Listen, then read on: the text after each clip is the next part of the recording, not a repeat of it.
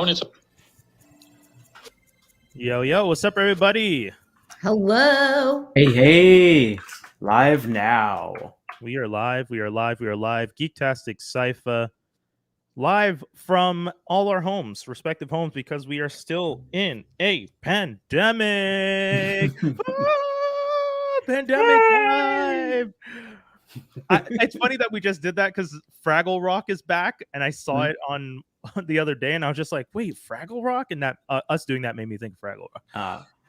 I was seeing a few videos of just like Muppets going ham on Sesame Street, and just forgetting how back in the day when Kermit was on Sesame Street, he would yell at anybody and everybody. Yeah, I love it. He did not put up with anybody's crap, and he just yelling at people. Did you watch the documentary, the Sesame Street documentary, where on Crave / HBO Max, where they talk about the creation of Sesame Street and how it started with the idea of like doing a show, inner city youth in the city, for the kids that might not have the same opportunities. And Jim Henson, they were like, we spoke to this guy, Jim Henson, who had been doing these coffee commercials, and they show like old Muppet type commercials Jim was doing, where he's like killing people and like branding someone in the face with and I was like, yo, Jim Henson's when this is some dark-ish back. Yeah, Ralph is like one of the more old school characters that he did for that coffee commercial, I think. Yeah. And No, go for it. I know there was another guy on YouTube that does Defunct Land. He does like a whole like documentary, like segment by segment of Jim Henson's whole career. So he starts off with before the coffee commercials and stuff like that. Oh, wow. Yeah. Yo, it was wild. But speaking of New York, doing something on the inner city streets of New York, giving the kids that chance of a real education with Mr. Hooper, right? Not Mr. Cooper. No, Mr. Cooper was that New York based? No, Mr. You're talking about the corner store? The corner store. Yeah, Mr. Hooper. Okay. Yeah, but yeah, Sesame Street is actually the street itself is supposed to be a New York City street. That was the inspiration for it. I mean, if you think about it, some of the characters are pretty dark. Like, like they got anger management issues. Like Cookie Monster, like calm down, bro. Calm down. Addiction. There was a recent video I watched where I think they're on Vanity Fair and they're doing the whole Big Bird does the lie detector test. And then Cookie Monster comes in to ask a few questions. And I think Big Bird asks him, "Oh, how long have you been living on Sesame Street?" He's like, "Oh, my apartment's rent controlled. I've been living there for 60 something." And I'm like, yeah. And then just the way Cookie Monster does his hand wave like this, it's like, that's a New York hand wave. That's like, whatever, Or like Kermit the Frog, who like won't stop going after like Miss Piggy. It's like he's constantly chasing her down, even though she keeps saying no, like all the I have it in my head. But never mind, that failed. Kermit was the first simp. Yeah, he was the first. Someone tried to call me a simp the other day, and I put them in their place so much on Twitter that they wrote, "Okay, Brian." Like they just wrote, "Okay, Brian." Why did someone try to call you a simp? So they were. I don't know if you guys remember a couple of weeks ago, there was a guy who posted a picture of his partner, his wife, shoveling snow. She's a nurse, and she had just done a 12-hour shift. And I wrote, for my partner, when my partner works a 12-hour shift, they come home to a cooked meal and their favorite show already loaded up on the TV. So, they just get to sit back and relax. And that supposedly that's simping to care about your partner after a 12-hour shift. I thought if you were a man, you should be able to, provide and learn how to wipe your ass and cook and clean and feed your damn self. I hate to say this, but like, and someone who also paid. Yeah, I was gonna say that person, whoever calls you a simp, is also someone who takes a coffee date bill and splits it 50-50. Yeah. But they're like, no, like this is female empowerment. Yeah, we went on a coffee date and it's $4, but you're gonna pay for yourself. Like, and then why don't you want to do a second date with me? Yeah. It was so funny too because the guy kept going and. At one point, that was the first guy. Then another guy tried to imply that I was a simp, and I was just like laughing at that one. And then he's just how old are these people, by the way? Because I feel like this is a newfangled thing. Like these new kids today are just like they're straight up horn dogs and like emotionless, and everything is about having a side dude or side chick, and nobody cares about feelings. And if you have feelings, you're a simp. Like that's why I'm really not on social media that much anymore. But that's it. I mean, I did almost I 2.5 years of not being on it, really. I have no clue how old they are. I wasn't really interested in researching them because I don't.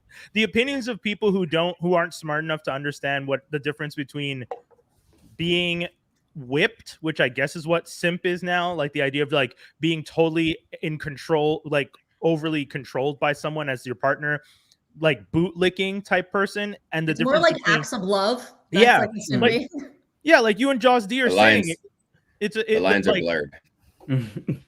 But they're not that blurred though. These people are just weird. Oh, you work 12 hours and I've been at home all day. Let me not cook for you. And just been in the niceness, warmness of my home, not doing. Oh shoot, let me just get this out of here. Can you imagine your partner works a 12-hour shift as a nurse during a pandemic, and she comes home to you in the bubble bath, being like, "Yeah, make yourself something nice. Oh, and throw a steak on for me too."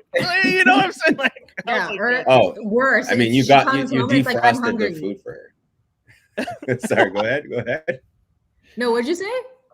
No, I was saying that she comes home and you're like, well, at least I left like the steaks defrosting for you to cook. You know? Good Lord. Yeah, I said like it would be worse too if you just came home and she's just like, and he's just like, "Where's the food? I'm hungry." You know? That's the thing. Like, no one would have ever. But that's alpha. Come on, that's alpha. Yeah, true. You know, real alpha man walks in the house. His lady's got a steak on the table. You know what I'm saying? Like a real man. Like, and then like that. You know, that whole alpha wolf concept has been debunked by the person that created it. The person that was studying them. He went back. He was like, "Oh wait, that's not how it is at all. They actually share the responsibilities." Oops. But did you read it when he figured out that what he thought was an alpha was actually a mother wolf with pups, like younger wolves? And that's why they acted that way towards the mother wolf, not like it wasn't this. It was, I was like, yo, wait. So this guy created this concept, realized it's all BS, corrected it, and everyone was just like, nah, alpha mentality is more fun. Yeah. Pretty much. It's a little too late for that though, right? It's in all our movies and our TV shows. This whole concept of it's too late. The damage is done. If we tried to dismantle all the things that are wrong in our society, racism, alpha mentality, it'd be a long world. But hey, you know, that's what it is. I mean, we've only been trying for like the past 30 years. But and documented, you know, like what was it? I don't know if this is the generation to do it. Like to finally solve it. 2,000 years of living one way, 30 years of trying to solve it. The metaverse will change it. Oh my God. You know what? It just might. Yeah, I'm not kidding. Like, I can't wait to move to the metaverse. Like, I'm done. I'm done with this place. Like, what's not in the metaverse? Property there. What? Yeah, there was it was on the news today on CTV News that there was this like restaurant that bought property on the metaverse. Like they bought a cafe that they have. I'm not kidding. Like, it's happening. to sell coffee to the avatars? Yeah. Yo, I mean, I'm kind of happening. Like, and this is a very think of this as 1989 internet. Like, it's happening.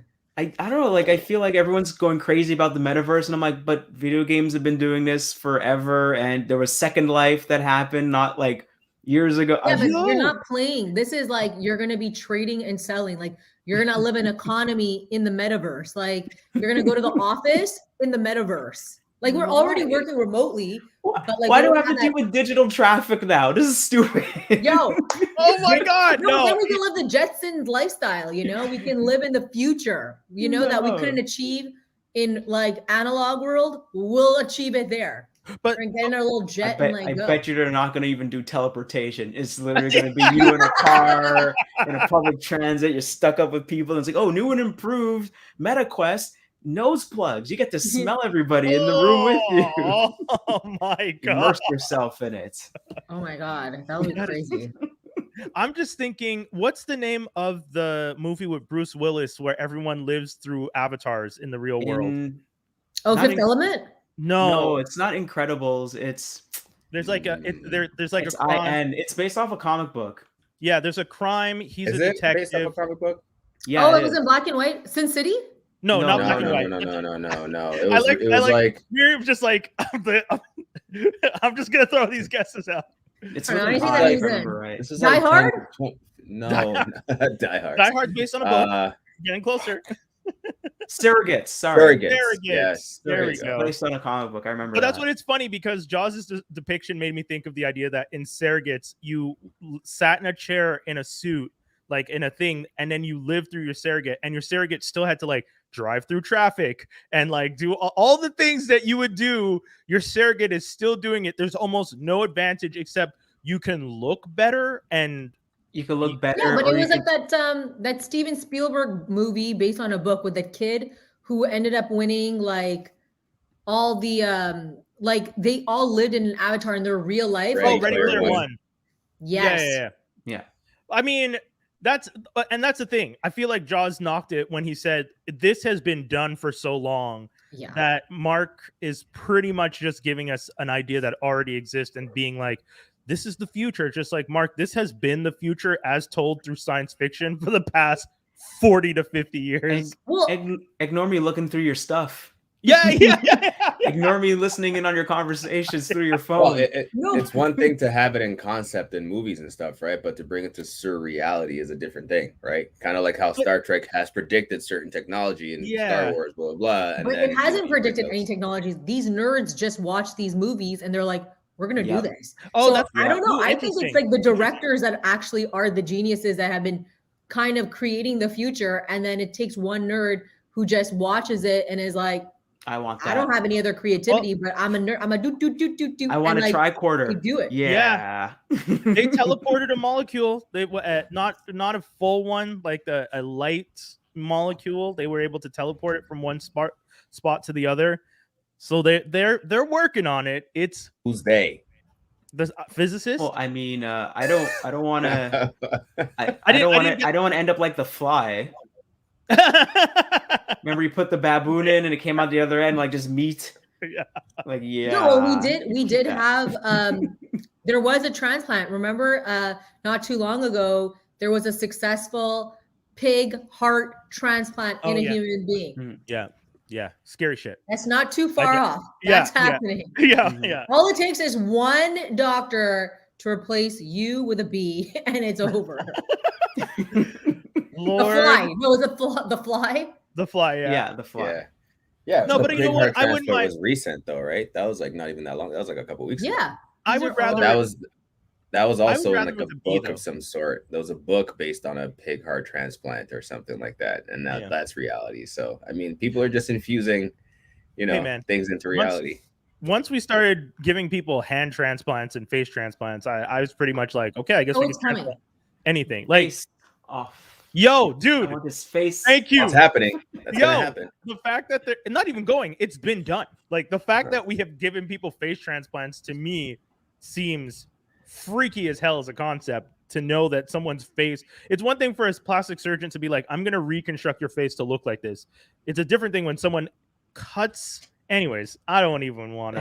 The hand transplant one reminds me of a Super Dave Osborne bit where this woman got a hand transplant and she was able to play the piano, but the hand was of a con man or something, and so the hand kept trying to feel her up because it was like a man's hand. It had a mind of its own. The for some hand had a reason. life. Like the Yeah, hand it had was it had a- was still working on the other person's brain. You know? Yeah. Like, apparently. Do you guys remember Idle Hands, Jessica Alba? oh Oh yes. man. Classic. Yo, that's a throwback right there. Oh my god. 2004. Yeah, if people know that reference, then Yeah, I just aged myself by because I know. I It's not just said that old. Super is Dave it? Osborne. I aged myself. Yo, okay, wild. I wanted to start off the show by talking to Miriam a little bit about what the difference is in your trip because you were recently in New York for business. Yeah.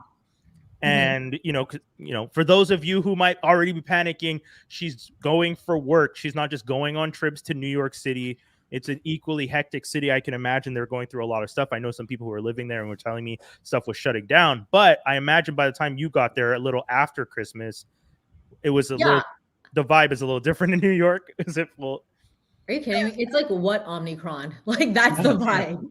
That's Are you crazy. and this is one of the states that cares. Yeah. So, I was like, guys, have you heard of a hand sanitizer? Like, I haven't seen. God. I didn't see that in any of the stores. There was one store I went into, like a high-end bougie like shop. Okay, like just to look. Obviously, I can't afford any of it. And there was a hand sanitizer, and I literally used it. And the worker there, she looked at me and she was like, "Thank you." Like, this is a true story. She literally was like, "Oh, thank you." I was like, "Yeah, this is what you're supposed to do." But I also caught Omicron in December, so this happened. Oh, okay.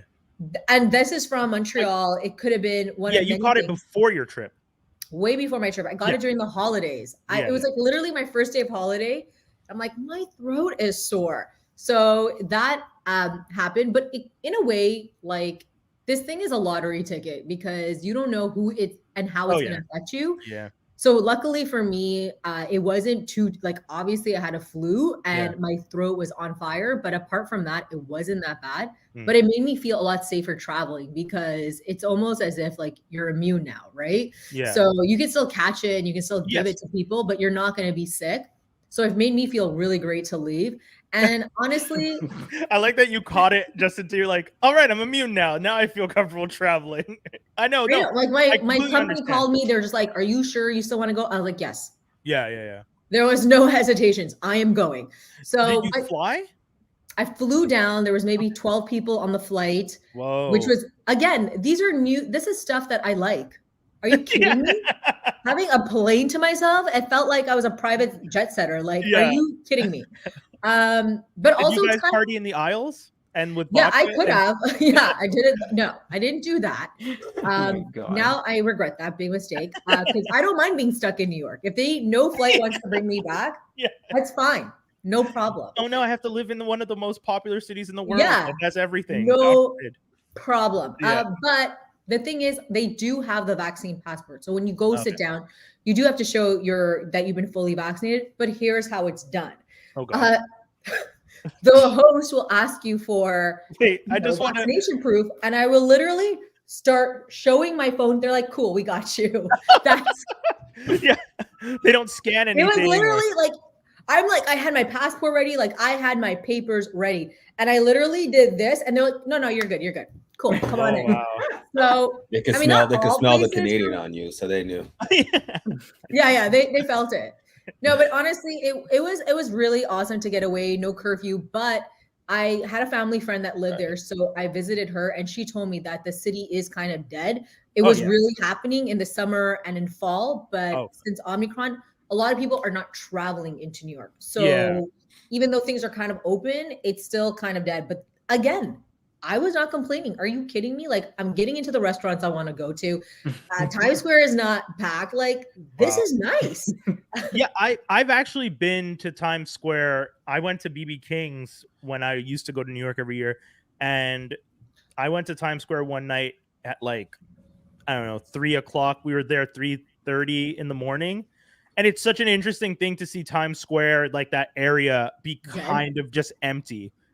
Because you're just like, because, it's as dark as it is at 3:30 as it would have been at like 7. So it didn't really feel like it was that much different. It's just dark and there's just nobody. And I was like, wow, this is fascinating to be able to just walk back and forth along the streets of Times Square, look up, no one's in your way. Just enjoy. Usually when you see Times Square in like TV shows, movies, music videos, it's always full. Yeah, it's constantly full, so you can't even fathom it being empty. Exactly.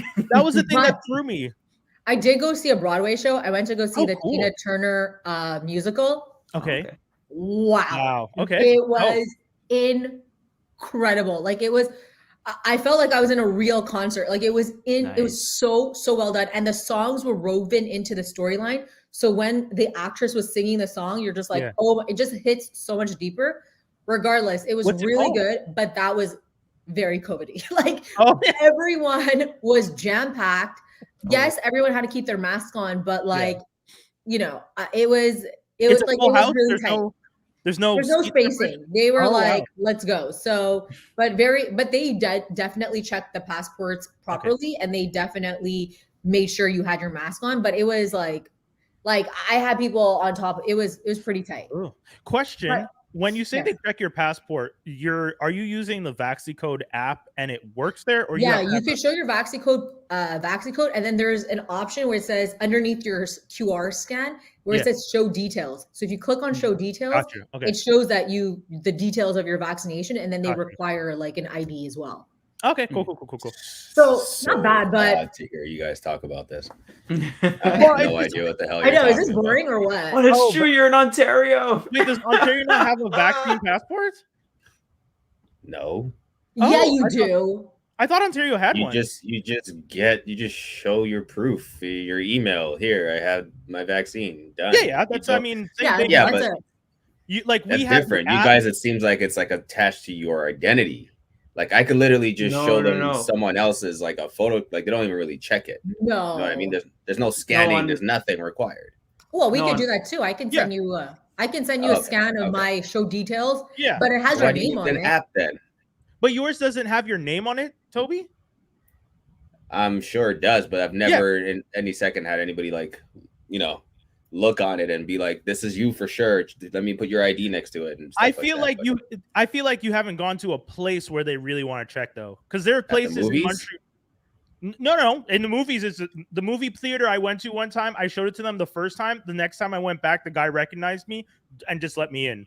It's like you can't do that. How many millions of black people live in Montreal? You think you recognize me from all the people you've seen come through this theater? But it's all your That crazy man is glasses. confident. I'd remember you too. That man is confident. yeah, He's like the spectacle and the hat game. Yeah, I know exactly. the dude. yeah, that's what I it is. remember this guy.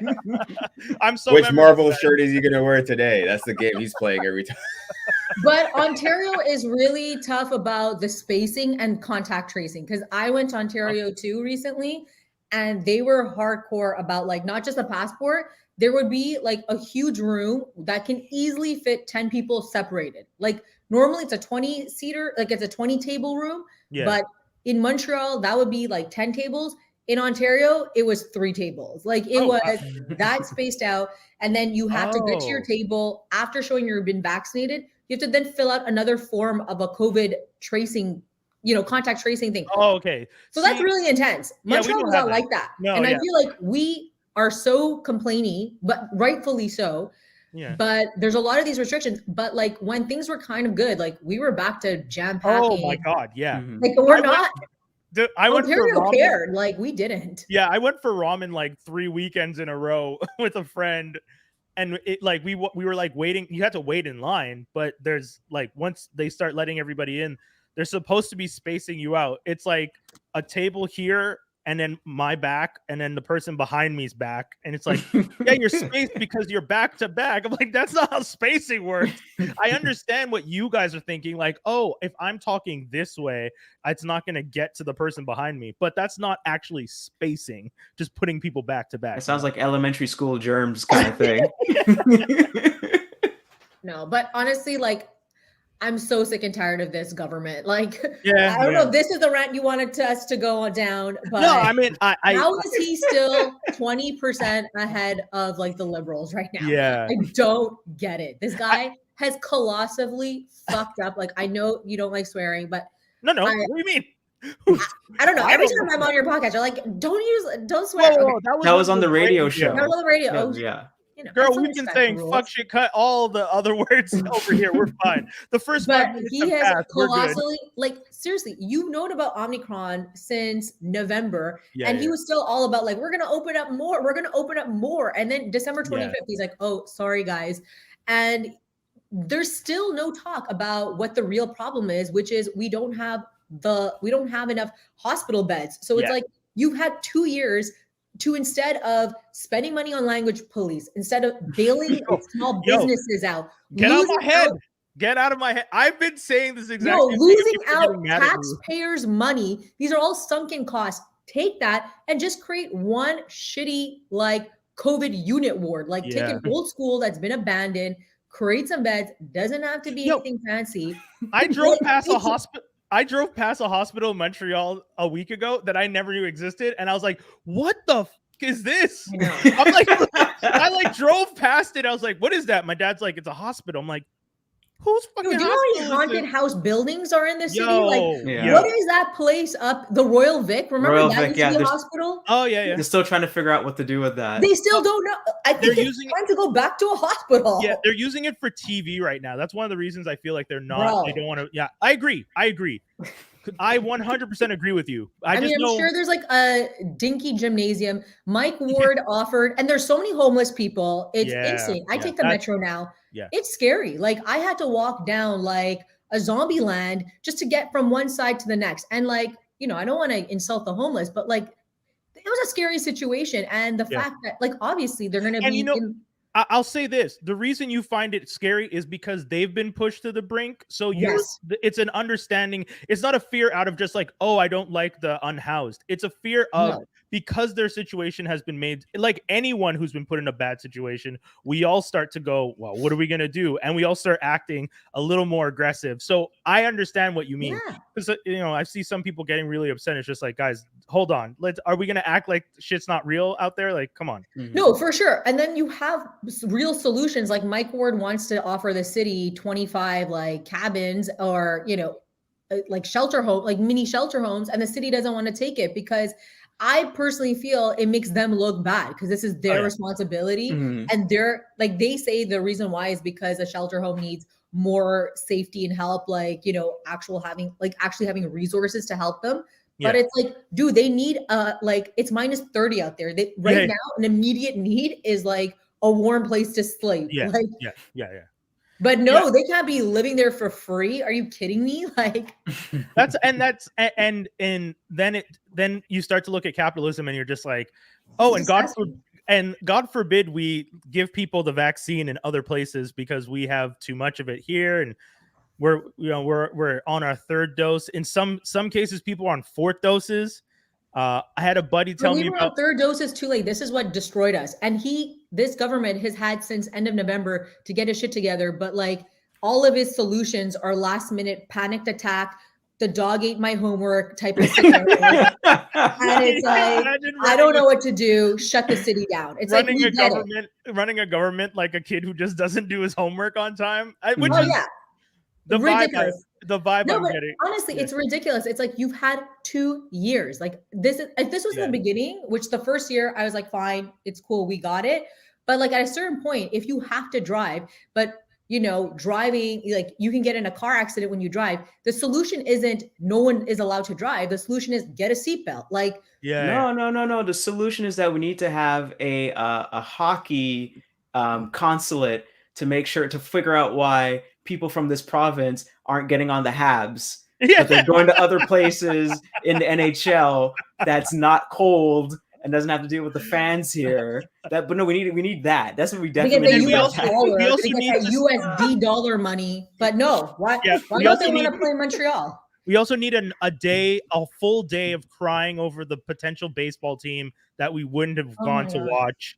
When that Tampa Bay thing happened and I was listening to the radio and every station and everyone was talking about like, oh, we're not going to get to split the Tampa Bay Rays in Montreal. I was like, did you want to? What are you talking about? You guys don't care about baseball. Y'all haven't cared about baseball since 93. When we didn't get to the World Series, all of y'all said, you know what? Fuck the MLB and then stop paying attention to baseball. And it's still the same people that want it. Like I don't hear young people being like whatever they're called. I don't even care. I don't even want to learn. The little like birdie that's on it. That guy. The who? So what'd you say? I don't even know what the mascot is. Like whatever. Oh, Alouettes? You're talking about the football? No, not the Alouettes. Like what was the MLB team called? Expos. Yeah, the Expos. Okay, that's what I thought for a minute. Because you started saying birds, I'm like, what? The Oilers? No, that's for Toronto Blue Jays. All right. Yeah. See, I don't even care. But the thing is, I don't even care. I really don't. All I know is whenever I see a person talking about it, he's never younger than 50. So it's like, dude, like it's time to move on. Facts. Grow up. Kind of facts. That's big. We technically won when the Nationals, the Washington Nationals won. That was the Expos. That's where they went. Yeah, technically we won. I say that too. That does not count. Like, not one bit in any way. Hey, if Memphis ever gets to the end, I know a lot of Vancouver people are going to be like, "We did it." No, I guarantee you, I guarantee you, no one from Vancouver remembers the Grizzlies. It's definitely not the same as Montreal. Montreal is so funny with this. I remember when the Expos left, and they're just like, but what about UP? And then he started going to the Habs games, and everyone's just everyone was fine. We saved like, oh my UP. God, That's the important part. It's just like, yeah, Well, that was a lot of back and forth because UP is an MLB character. Yeah, and you have to move over to NHL, and to everyone loves them in Montreal. Like that was a big so effort, Herculean effort by one city. But don't you feel like it really was like Marvel getting the rights back? It's kind of crazy. Don't you feel like this government could have been actually the biggest hero out of all the premiers, because the healthcare system debacle didn't start with him, right? No, so we can't blame that on him. But he could have been like, guys, I'm going to be a hero. We're going to, like, the COVID situation made us realize how bad our situation is. And it's not going to be perfect, our solutions. We're not going to come up with the best ideas, or like, we're not going to fix it completely, but we're going to actually start building blocks to do it. And he's still done nothing. Like, this is across the country. He's done one thing. He's done one thing. All the people with religious symbols, can't get government jobs, and we kind of need them. I as much as I do love shitting on Legault, as much it's like Legault and Dan Harmon. Fuck both of them. I'm more than happy to say it. But if we legit go down the list of things he's done wrong, we will be here all day. I know. Okay, I'm gonna. And I just need friends. I need friends to talk about with this, and like New York did not care when I brought this up. They were like, no. Like I was like, guys, we're fucked up too. Like, we are not that great, I love the idea of a new. Sorry, go ahead, John. I was gonna say, I'm sure New York's like, no, we're the city of the world. We don't care. Like, whenever aliens come here, they're blowing up us. That we don't care. Every Marvel movie, they're trying to blow us up. They were shocked. They're just like, you have a language police. I'm like, and that didn't even start with COVID. Okay. It made me think the other day when actually not even just the other day. I was thinking we were talking about New York. What would the population of New York be if every single tourist left? Like, at any given point in New York, the city it's still a lot. It was still a lot. It's just something that hit me. It also made me, because like Montreal, ever since the pandemic and all the lockdowns and less people coming to Montreal to visit, I've definitely noticed, like, in the summer, you could see that the city wasn't a tourist attraction the same way. So just the general population of the city felt smaller. Like, I could go to public spaces and be like, oh, there's like this many people here, not because we don't have a large population, but because no one's visiting the city. Like, the old port was quieter and stuff like that. What's the population of New York like right now? I don't know. Like the population of Canada. I feel like it's like 27 million. Like, is the population, because I know the population of Quebec as a province is 8 million, right? Okay. Oh, I see. Okay. So population of New York City is 8.5 million. And that's the population of our entire province. And they have that in one city. Yeah. Which is just five boroughs. They definitely get like in the tens of millions in tourists yearly. Of course. Right. So like at any given point in that city, it's almost like 1.5 size. What, you think triple? God damn. Yo, okay. So I got to admit then, when it comes to this pandemic, that's a lot of lost revenue. That is, whew, Lord, I knew it was bad, but I mean, they're suffering too. Like they said, they have been, and it's not like things are rosy as well. Yeah. But I mean, like, it just makes you realize how poor Montreal is. I mean, yes, you're going to New York, which is like, obviously you can't even compare the two, but it's just like Montreal is going in the shitters, man. Like, I love my city, but you come back here and the roads are just like a roller coaster ride. Oh, yeah.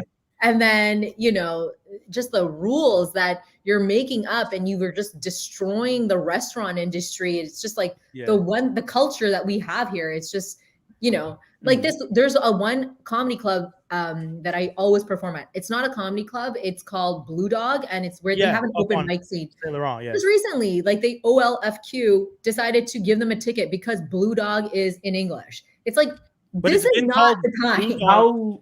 How It's been long called did Blue it took Dog you? yeah, like it's been called Blue Dog for the entire for, time. for years. And Oh, go on, finish. yeah, go for it. I'm sorry. No. I was gonna say. So when is the language police gonna give themselves a ticket? Wait, what? For not noticing this. Office? No, for their own name. Say their full Office? name. Office. Office. How come it's not bureau? Is office I of know. French? It's Oh so- shit, Jaws just slam dunks. How come it's not bureau? fucking Why it's not street bio? That's true. Yeah. You know, it's like that's. I think they might have co-opted the word office in French as well. Yeah. So they might get a pass. Hold on though. Jaws just all hit you have one to really do- hard. You're telling me the people who are trying to protect the French language, who are saying there's too many anglicisms in the French language, co-opted an English word Yes. and then Bro, used it in their title. What bigger way to show you that they're in charge than to That's actually disrespectful. rub their What? balls in your face and be like, listen, you're gonna take this and you can't say shit. Stop teabagging us off. You're still a long process. That's rude. You know what we have to do? It's true. It's called Office Québécois de la langue française. What we got to do is do a That's fine. big thing where we all snitch on them. Yo, We all get together, big campaign. We just snitch on them.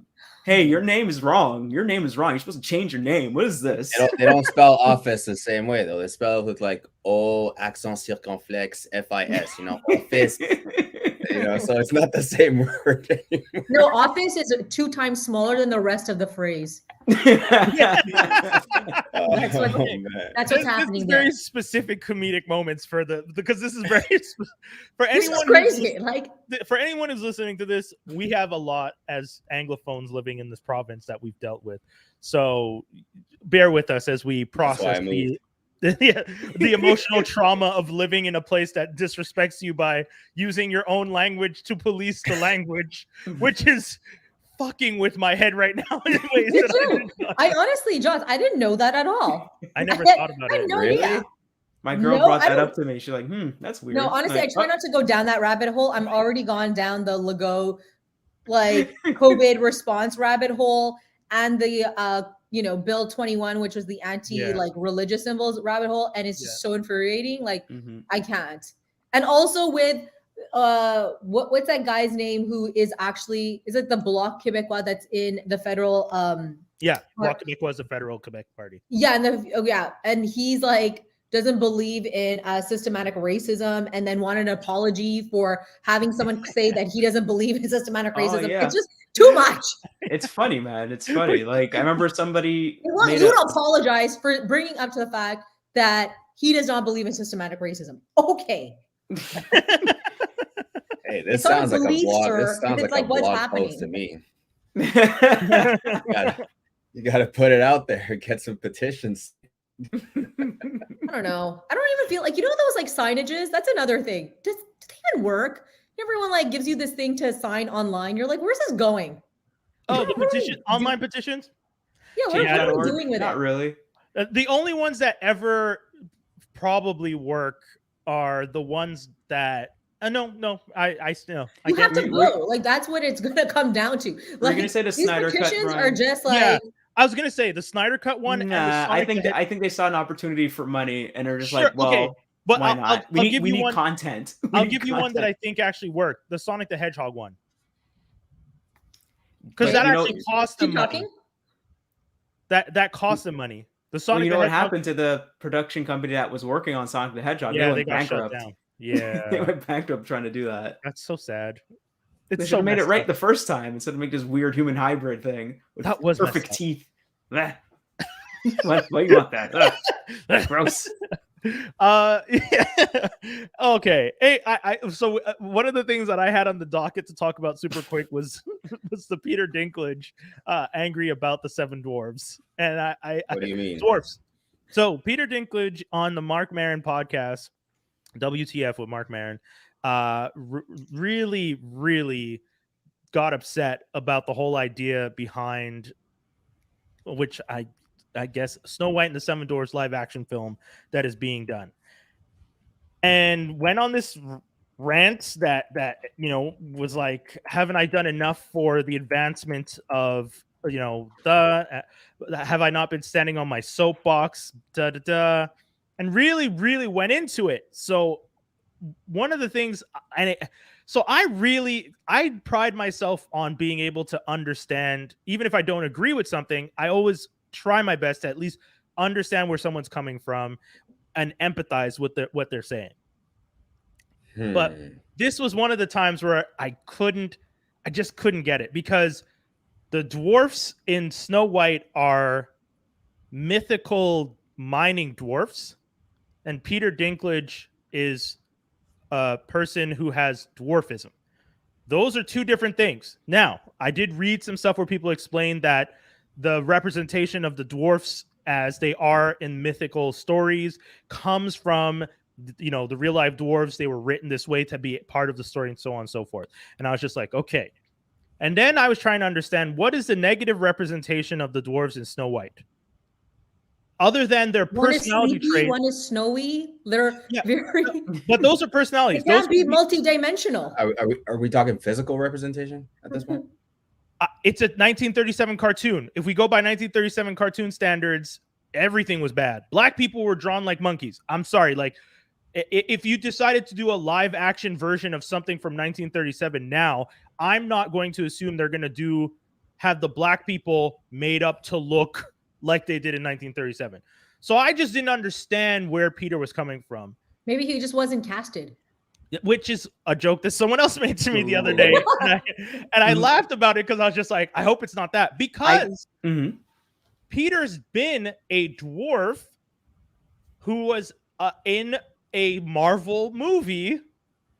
And I guess some people would say, well, he played a giant dwarf, but he's still literally playing a mythical dwarf who mines and makes weaponry, which is similar. I wonder what But the thing is, that's it. Toby's on the same page as me. I wonder what he's trying. Like, I want to understand. Exactly. Right? It's because if it was called like Snow White and the Seven Magical Negroes, then I'd understand why it's offensive. I could probably play a little bit of devil's advocate, because I tried. I played it in my own. So they did do a live action Dumbo. Yeah. And in Dumbo, they got rid of the crows.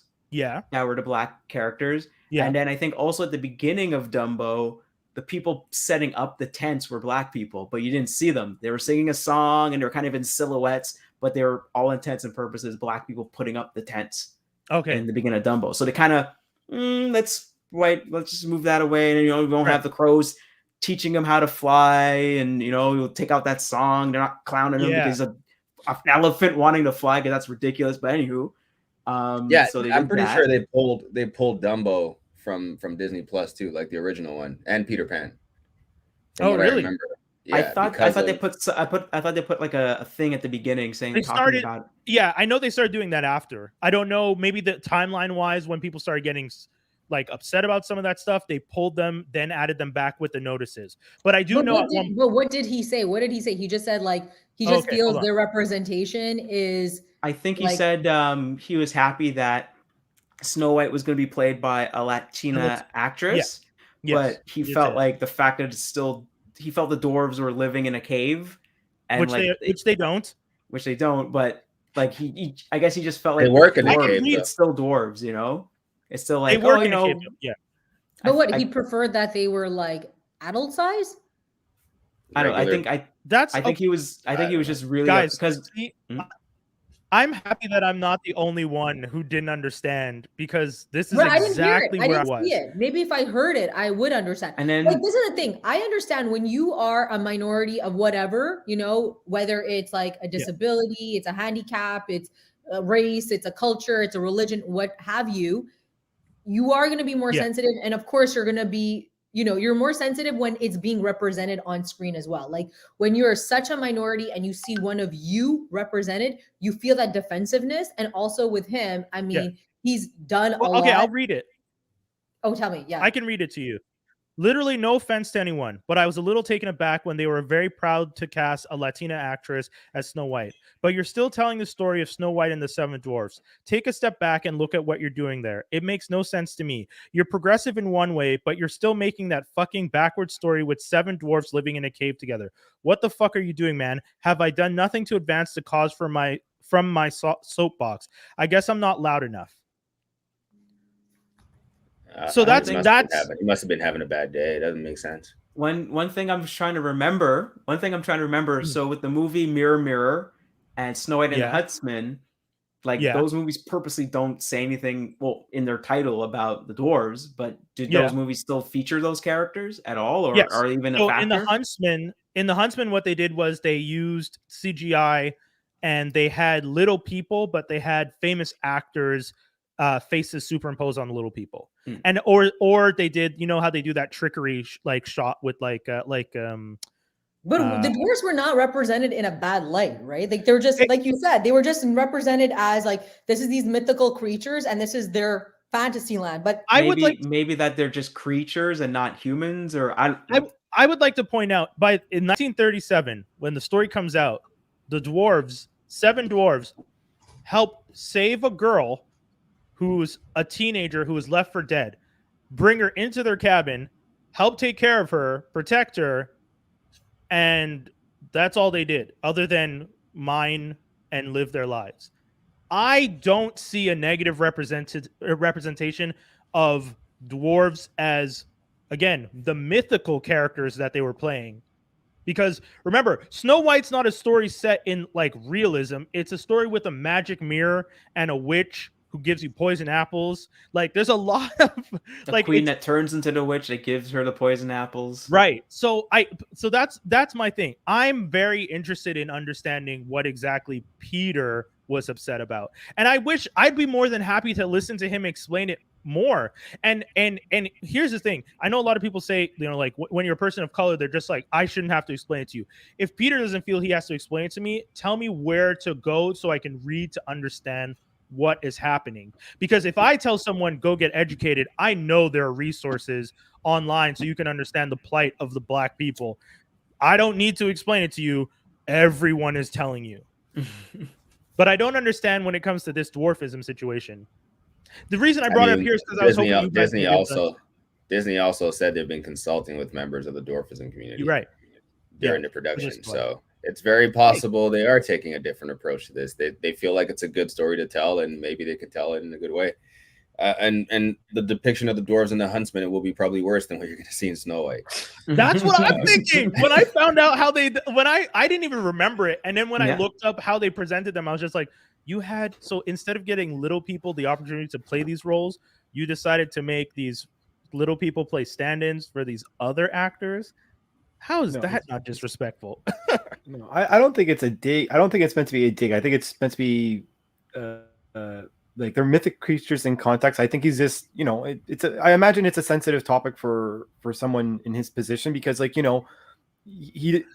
might see it as a way he might see it as a way that it will overshadow the good work, not the good work, but he doesn't want this to be what he thinks we want to prove that we could be more than this movie. Yeah, because we think of that stuff. Can I just say, I will take it back. I don't think the excuse that it's mythical creature works, because if it was any other minority and you're just well, it's just a mythical creature, you might feel a certain way, but I agree with Brian. Okay, then what exactly is it? Yeah. You can't be well, it's just mythical creatures, but it's something super racist. And you're because exactly, because when I read what he said, to me it sounds like him jumping backwards off the roof, middle fingers up, being like, "Fuck all y'all," and it's just why? I forgot about the 7 dwarfs, so I don't I know they all have one particular. I don't know if it's each one of those personality traits or what people think dwarfs are. They're just sleepy and I don't know.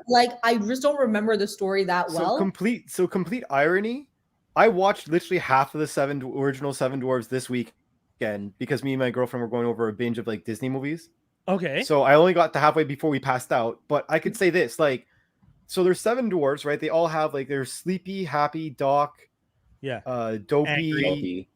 The angry guy he's grumpy, Grumpy, and happy, and there's one that I'm missing. Bashful. That's what it is. Sure. Okay. So all of them have their own personality. Their names just represent the personality that they have. So if anything, I don't want to be mean or anything like this, and I don't want to come off as insensitive, but like they're showing diversity within characters. And I just want to make it clear once again, the dwarves, as they are in Snow White, are mythical creatures and are not people who have dwarfism. So that's my thing that I feel is But I mean, you have to think about when Dinklage was growing up, no one gave a shit about that distinction. I'm sure. Exactly. Yeah, maybe that's another thing. Super hard. I think you're hitting it right on the head. I think it's probably a trauma from him from when he was younger that I'm sure a lot of kids brought that up and was trying to dress him up as like, you know, oh, you're sleeping. Like, elf. I'm sure. Okay. But didn't the dwarves have different names before Disney decided to go with like personality names instead? It was like Flick, Glick, like it was like a weird series of names, and then they're like, you know what, just go by their personalities. But I think this is it might be a trauma thing. No, but you know what? Like, and a perfect example of that is like when I was a kid growing up, the only representation of brown people were like Apu in Simpsons. So when people would bring that up to me, you feel a certain type of way. Yeah. So then to later make a movie and make a big hoopla around it, and Hank Azaria is still playing the voice, I'm sure it would rub people the wrong way. So I don't know, but like I'm just not as like self-aware. I'm just not as aware with the Snow White story. Like I don't like. Of course, I know it, but I don't remember the dwarfs like their roles that well. So I don't know. Their depiction. I can't say that word right, but I can't say that word. Their depiction. I'm sorry, I had a brain fart. Sorry, their depiction of how they are. Sorry.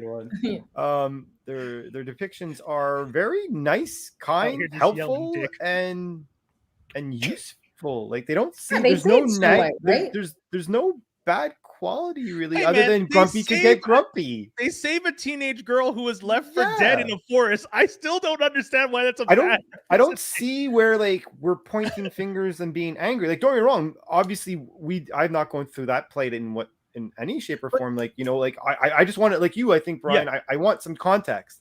And that's it. It's a self-conscious thing. I think it's definitely a personal thing from just the way the outburst, what you read and how it sounds to me. It's like something that hits home.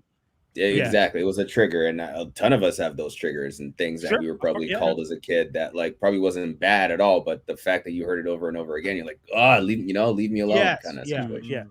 And I think that also kind of came up in one of his he was on the show 30 Rock, and his character worked at the UN, and then he ended up having a relationship with the main character Liz Lemon, and then like it's like she thought she was being like really like, you know, good and progressive and like, oh, you know, I'm dating this guy that's a lot shorter than me, and then she ends up like rubbing the hair of somebody and she thinks it's him, but he's on his left side, and it turned out it was some kid on the right side. He was like, you think I'm just like, what's wrong with you?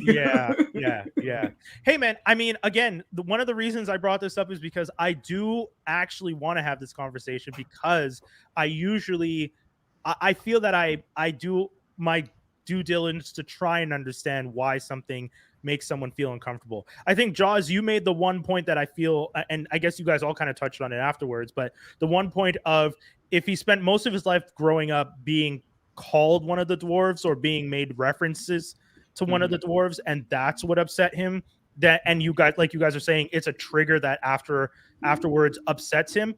I get that. I would say, though, in that case, why did you play a dwarf in a Marvel movie? Even if he's a giant. Played a giant dwarf to flip the narrative. Okay. It was like his own personal fuck you to those kids growing up. But he's okay. Because you do realize he played a giant dwarf. He plays a giant dwarf who lives on a mining planet. Like I don't think the occupation is the problem in this. He does. He lives in a cave. I don't think the you're right. I see what you're saying. Because I mean, if the occupation was an issue, then he would have boycotted Lord of the Rings. You know? Yes. Exactly. Yeah, I get it. Okay. Thank you guys. Thank you for humoring me. For anyone who's listening, this is very much 100% of Brian interest that I just kept thinking about for 2 days. Shout outs to Mobs. My buddy Mobs was like helping me read through the comments on the article so I could try and understand, because I was just like, I like, he kept laughing at me because he's just like, why are you stuck on this? I'm like, because I always want to understand why people feel this way. I don't want to ever make someone feel bad, but this is one of those situations that if I said to, like, if I was sitting with Peter and I said, man, this Snow White movie is going to be pretty cool, and he started yelling at me, I'd be like, bitch, you need to calm down. What the fuck are you mad about? Like, why are you, you know? So that's why. See all this hardware on my wall? I've been trying for this whole time. You think I want to play it? No, dude, I'm not. I just think this Latina Snow White what's could the be other interesting. dude? What's the other guy? Warwick, yeah. All right. Yeah, like he's, you know, like he was the only dude out here doing for a it. second. Tony Cox, you know, the black little person who did Tony Cox, Bad Santa. Like, you know, I respect that community. I respect everything that they do. Similarly, I just want to understand if people in that community. I think we have to ask somebody from that community. I think asking, and I would love to, for people that aren't that. I and that's the thing. Again, tough, though, man. I'm trying to find out before I go to the last step of asking someone, because again, I don't want to make it their homework to explain this stuff to me. I'm trying. Trust me, guys. Yeah, I'm pretty sure the first thing they're gonna say is like, I fucking hate Snow White. Like, guaranteed that's gonna come out. I hate Snow White, I hate Santa's elves, and I hate Lord of the Rings. It's like, I thought Snow White was in the past. Like, I thought we moved on. Wild. Woo, I played a king, Brian. I played a king. Because that tree was a king of elves, anyway, or dwarves, I should say. Yo, this is legit 2 days. 2 days that I was on it, talking to him about it. Full on asking, like, hey man, do you understand why? So, anyways, I appreciate y'all humoring me again. I imagine Doc. He's in his room. He's got a wall. Oh yeah, red yarn this wall right here, notes and everything. How do you think I remembered all the little people actors' names so easily? There's a wall right here, man. Oh my god! All the threads connecting, understanding why the roles were offensive. I feel like you need to just like DM Peter Dinklage. Like I really need to understand. You know what? I feel you're gonna do it. I'm going to. I'll do it. He won't answer, but I'll do it. Oh my goodness! He probably will. He probably is answering every single person. Yeah, like, probably not. You're not going to get a good reaction. I think. Hold on. He has a daughter, right? Does he? I think so. Oh yeah, he does. Yeah, sorry, because I heard an interview. Oh my god! So imagine you watching this with your daughter, and your daughter turns, "Oh, it's like you, Dad," and just like, "Oh my god!" Oh, damn. Jesus, give me strength. I mean, if that's part of the issue, that he felt that the mythical dwarves representation outshines dwarfism in the community, I understand that. But again, even if that's the case, I don't understand what those dwarfs did in the movie. That's bad. But you know what? Do they have to be dwarfs though? Well, okay. So here's the thing. One of the things that I read in my 2 days of research, the story is very clear that they're dwarves. In my branding, I know what they stay true to the source material. Does Peter Parker really have to be Spider-Man? Can't he just be a man? In the 2 days of research, I found an article that explained at one point. And why can't they be women? Like, let's just do it all. Right? You're not wrong. I don't think the characters themselves have to be dwarves today. Okay, so here's the thing. There was an article. They don't. No, they don't. And them being a dwarf is not crucial to the story. Sorry, Toby, I agree with you, and that's the thing. Yeah. One of the articles I found was that at one point someone changed it from Snow White and the Seven Dwarfs to Snow White and the Seven Friends. And there was a community, a group of little people who got upset because they said they were erasing. That's another. They were erasing opportunities for actors, little people, as actors to do the role, and that to me, I was just like, oh, okay, so. Well, how about you just mix it all up? You have some that are regular height, and then you have some that are dwarves, and it's just like Snow White and the Seven Bros, you know? Yeah. Can I ask a question though?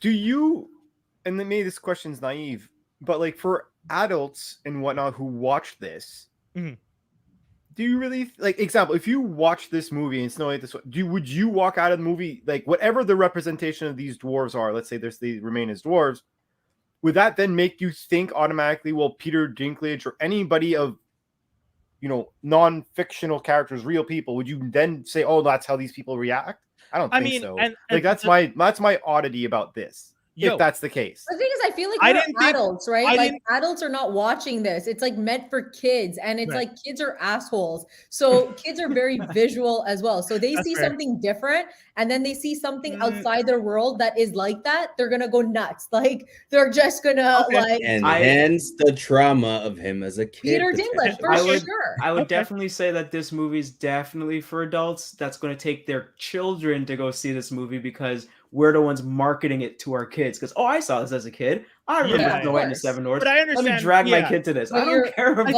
But then, as a parent, you have to tell them the reality of the next generation of like dwarves. I get, but what you're both saying, but I definitely understand what Miriam's saying in the sense that, like, no matter what, though, kids will see it, and kids have no filters, and kids will walk out of the theater, see a little person, and be like, Mom, it's happy, and that would be a traumatizing. Yeah, but the kids have no filter anyways. They would say something stupid to well, sorry, they would probably point like a kid seeing someone of that. Right, but I guess would have a reaction of like, look, mommy, like that would happen no matter what. No, but if you normalize dwarfism, it's not like in this mystical creature and you're just in this one box. Exactly. I can understand how that's like, it's like saying anything. Like with me, like growing up, it's like, well, Apu can only be in a convenience store and he has that accent and he shakes his head. Do you know how many kids came up to me as a kid being like, do the accent, do that, you know? It's like not meant to harm, but that's just a byproduct. And you know what's crazy? Marketing to kids. Yeah, and you know what's crazy? White kids have never had to deal with that because I've never seen a white kid wearing a cape and said, nigga, you can fly, and push him off a roof. You know what I'm saying? Like, there's never been that crazy moment of why? Like flipping it to be like, oh, all white kids are Superman. Like, why did we do that? Because white people are the default as like you just put anything onto them. Yeah. So that's why it becomes when you go out there, the normal is this as depicted by media and hundreds of years of Eurocentric focus, and then everything else is like the abnormal.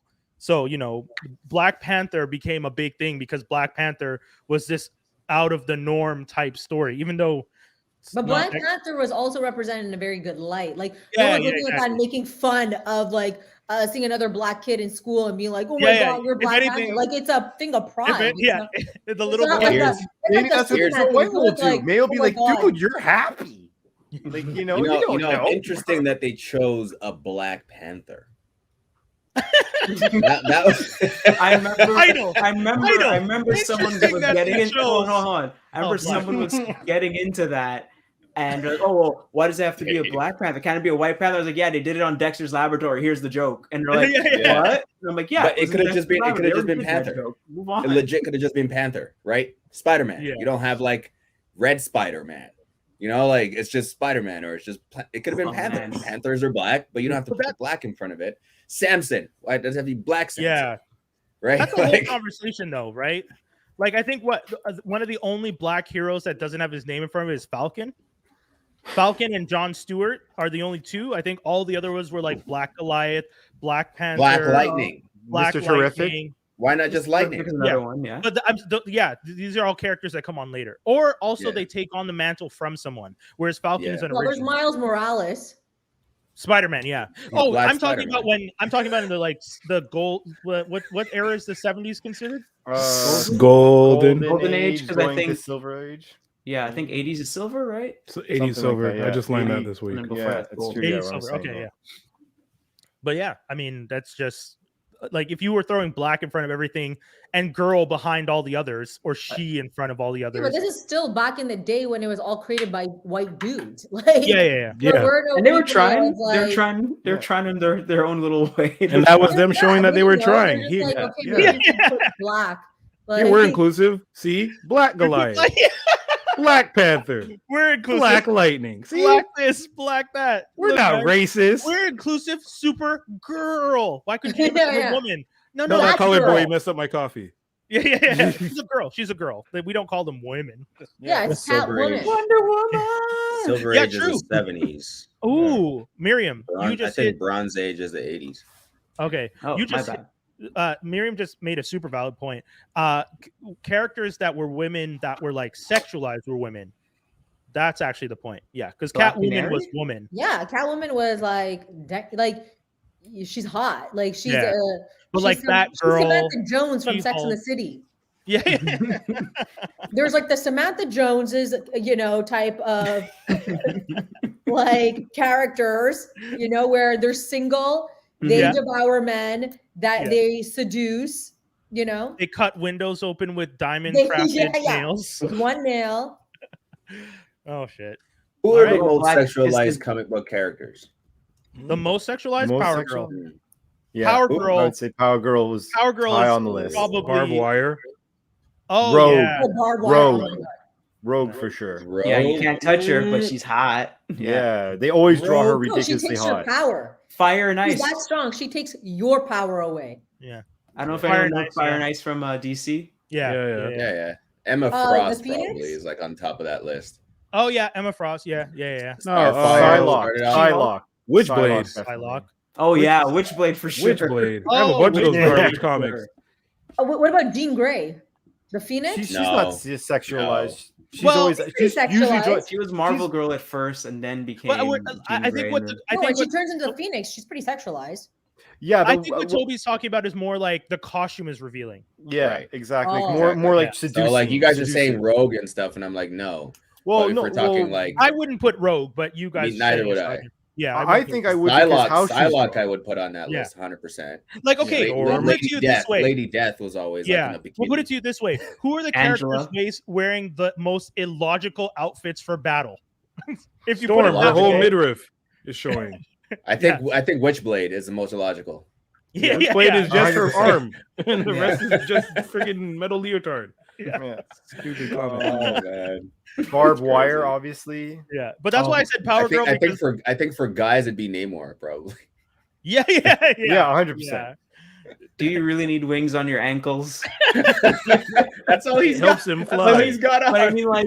But I mean, like he has to dress like that. How's he every gonna get single to? But every Storm? single character was very like their bodies were like crazy, you know? Yeah. Oh, Like for it sure, was for sure. really He-Man? like enhanced and like Oh yeah. Oh, if we're gonna talk about characters who are drawn, who's the most sexualized character drawn? I It's think all of them. Spider Woman is probably because she poses like Spider-Man, but is also has her hips, her butt, and her chest that they super focus on. So her Black Cat, Catwoman, Spider-Man. Like Spider-Man any on top. character- But in that vein, Rogue is any high on the character that list. like steps. No, because Peter Parker needs to work on his glutes more. I'm talking about characters who pose in illogical ways. Like, why would Catwoman always be on her hands and knees her butts in the with her air. ass in the air? Like, it doesn't make Yeah. sense to draw. Yeah. Like, Then you've never seen Earthly Kit. I think but yeah, You should I think- watch her doing Santa Baby, and you'd be like, Never I think seen oh my god.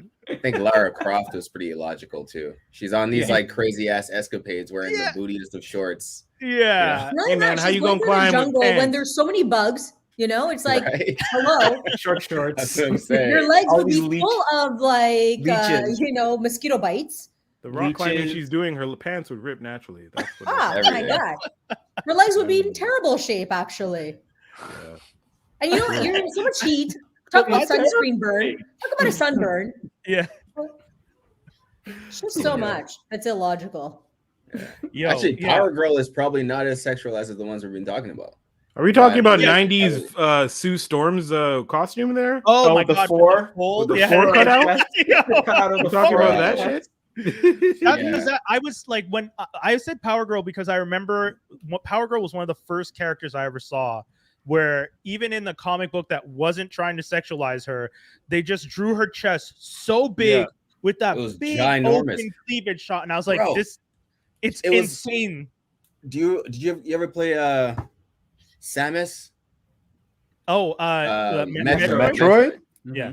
Have you seen her out of costume? Oh yeah, yeah. That's yeah, ridiculous. It's Jesus. ridiculous what people do. Yeah. It's insane. It's It's like, like wow. Hey, but you think about it, right? I think Them video when you games watch- in the 90s, you weren't about to like, if you saw that in real life, though exaggerated it is, you're not going to be like, oh, because you saw it in video games. Yeah. Whereas, so you're not desensitized, but you're kind of like respectful. Whereas kids today, I don't know. They're not going to know what to do. It's like a mocap. It's like a mocap of like a 36 model. Yeah. Versus That's crazy. Like back in the day was an 8-bit pixel like pretty lady where they just kind of added a pixel on the chest and a pixel on the butt, and that was supposed to represent. I think we're actually in a better place. Really fast though.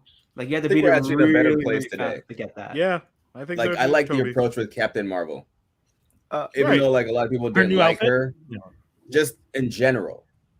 Like not overtly sex. She's actually like a powerful character outside of the way she looks. That she like her original costume is one of the most like illogically sexualized costumes for. Right. It's just like, oh, this what you and Psylocke aren't wearing clothes in battle. Why is this a thing? I'm not trying to wear nothing where my crotch is that sensitively open. I'm just chilling. Anyone could just throw stab or zolt or anything towards my bottom area, I'm just not down. I mean, like, she has super strength, right? So she ain't even worried about that. True, right? She ain't worried with someone stabbing her open thigh because like she's gonna bend. Very, very, very like my finger and you go flying into the next city. Like there's a crucial artery there. I'm worried about my thigh. Yeah. But like Jessica from what's her character? What's her last name? Luke Jones? Jewel? Yeah, Jessica Jones. Thank you. She also has pretty solid powers and was off like her other costume with the white, blue, and like pink hair, whatever. Yeah. Like even that, but it wasn't really revealing. What about Mary Jane? Like as a character, you want to talk about sexualization? Like for a long time, like anytime she girlfriend. Yeah, but that's just nerds with a hard on for redheads. Still kind of like she'd wear a little jacket, but her body was very suggestively drawn. She was like April on TMNT to me. Yeah, exactly what I saw MJ as.